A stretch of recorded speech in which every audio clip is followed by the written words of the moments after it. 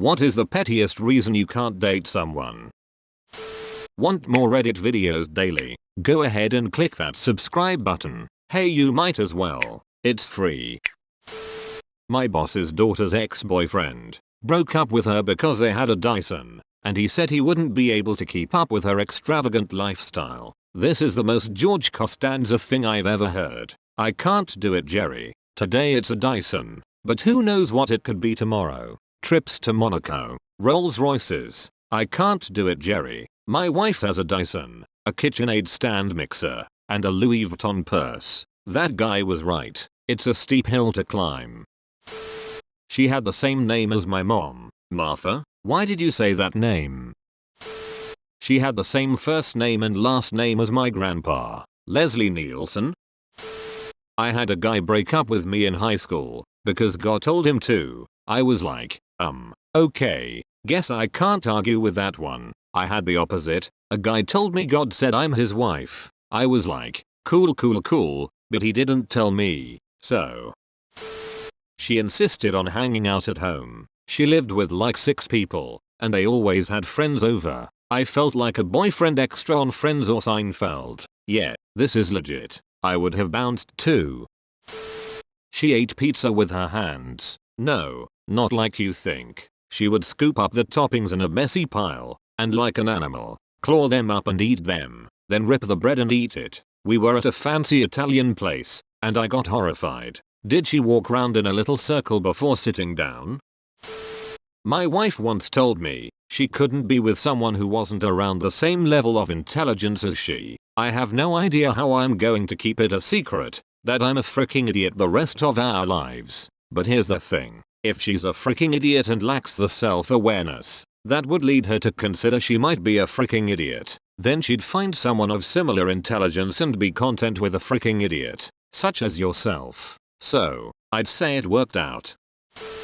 He ate with closed fists around his utensils, like a toddler, and his face right up to his food, like someone was going to steal it. Sounds like an ex-con more than anything else. My friend, who I hired right out of jail, did this, and ate over the sink at hyperspeed, like a raccoon getting caught in a trash can. I broke up with a pretty hot girl when I was younger, because she didn't swing her arms when she walked. It just looked weird, and reminded me of a gorilla. Really stupid reason, I know, but it just looked so stupid, and I couldn't overcome it. Nor, I get it, my brother doesn't swing his arms at all. Doesn't help that he's also super tall and skinny, and in marching band, so he's trained to walk super smoothly, so he just glides around, like a tall Victorian ghost child, but I don't wanna make him self-conscious, so I say nothing. She had a large tattoo of a half-zombie girl on her back. When doing her from behind, it'd feel like the tattoo's eyes were on me the whole time, and it gave me the creeps. It's one of the very few moments where I felt like I needed to make up an excuse to peace out. It was hard as F, actively trying not to lose my erection when that happened, so, no regrets about weaseling my way out. You want petty? 1. I'm from Seattle, and a girl I dated was from a couple towns over, but not that far. She pronounced Espresso Expresso, and that was the start of a fast ending. 2. Another girl I dated in college. After a few dates too many, I realized she wrote the number 8 in 2 strokes, like an O on top of another O, and that again was the start of a fast ending. Bonus pettiness. 3. A girl who wears Skechers. Maybe not in the 2020s, but in the 90s and 2000s. No freaking way. And I know many people who agree. This one, unlike the 2 above, is a more general sentiment. I don't know what it is, but both things just put them in a weird light that I couldn't unsee after that.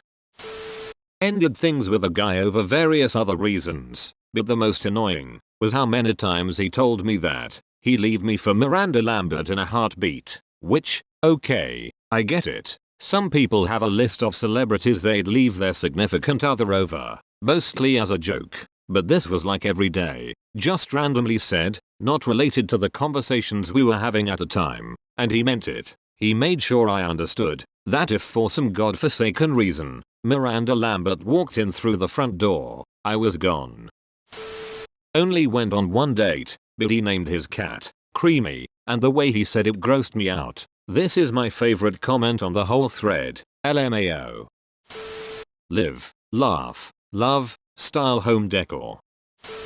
Wasn't my pettiness, but a girl I went on a few dates with wouldn't date me because she wanted to be the artistic one in the relationship, and she was worried that me being a musician would spoil that for her. Edit. Wasn't real deep into it. It was just a couple of dates. I don't feel negatively toward her. She was a nice enough person. LOL. Also, music isn't my career, more of a passionate hobby. I work in IT by day.